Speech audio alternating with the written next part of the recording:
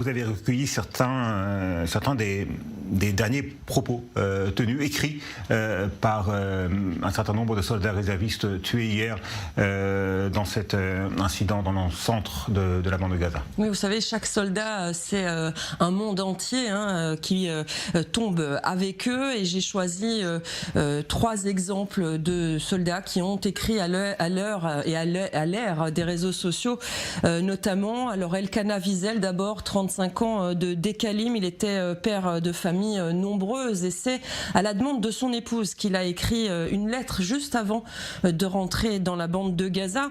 Je vais vous lire donc un extrait. Quand un soldat tombe au combat, c'est triste, mais je vous demande de ne pas être triste en vous séparant de moi.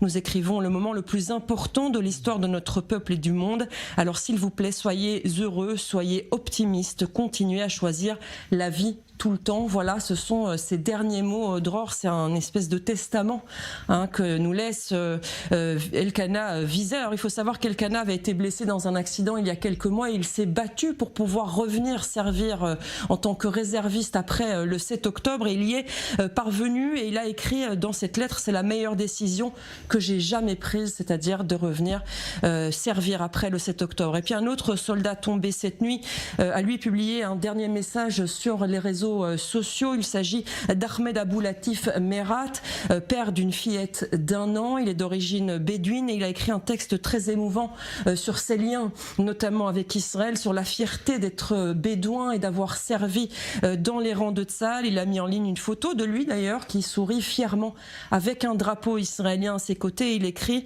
parmi les morts se trouvent des soldats bédouins et druzes, musulmans et chrétiens qui sont devenus des héros en défendant le pays. La communauté bédouine pleure les victimes civiles qui ont été assassinées sans raison, juives, chrétiennes ou musulmanes. Voilà ce qu'il écrit sur son Facebook, notamment avant d'entrer dans la bande de Gaza. Il a appelé le peuple d'Israël à l'union. Il écrit: nous partageons tous le même sort et nous devons être ensemble et unis. Malheureusement, il y a des gens qui ne croient pas à la coopération entre les communautés, qui tentent de détruire les relations, de détruire la confiance. Ne les croyez pas et ne les laissez pas faire. Voilà donc un soldat tombé d'origine bédouine, un musulman qui est tombé cette nuit aux côtés de ses frères d'armes. Et puis Mary, vous vouliez nous raconter également l'histoire, le parcours particulier d'un autre soldat tué hier, Cédric Garin.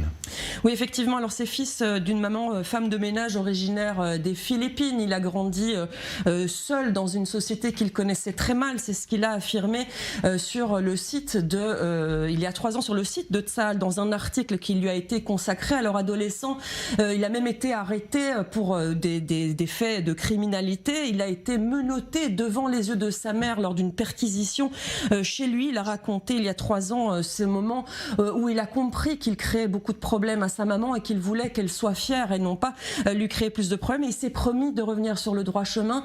Et pour ce faire, eh bien, il a voulu se faire enrôler dans l'armée. Il faut savoir que quand on n'est pas juif, on n'est pas obligé de servir dans les rangs de Tsahal. Lui, il a choisi de le faire, sauf qu'on lui a dit qu'en raison de son dossier criminel, il ne pouvait pas tout de suite être enrôlé. Eh bien, il a tout fait. Il a discuté avec de nombreux responsables de Tsahal pour pouvoir servir sous les drapeaux israéliens. Il a finalement réussi. Il a été donc enrôlé dans les rangs de Tsahal. Il a même grimpé les échelons. Il est devenu chef d'une unité. Et il y a 3 ans, il a reçu le prix d'excellence des mains du président israélien. Et il a expliqué dans l'article: regardez, quand mes soldats disaient que la mission était trop difficile, qu'ils n'y arriveraient pas, je leur disais que moi aussi je pensais cela quand j'étais jeune, que j'avais alors choisi le chemin de la facilité et je me suis trouvée au fond du trou jusqu'à ce que je me reprenne. Aujourd'hui, sa maman a déclaré sur la radio publique israélienne qu'elle était très fière de lui et qu'elle aurait quand même préféré qu'il soit aujourd'hui à ses côtés plutôt que tomber dans les combats dans la bande de Gaza.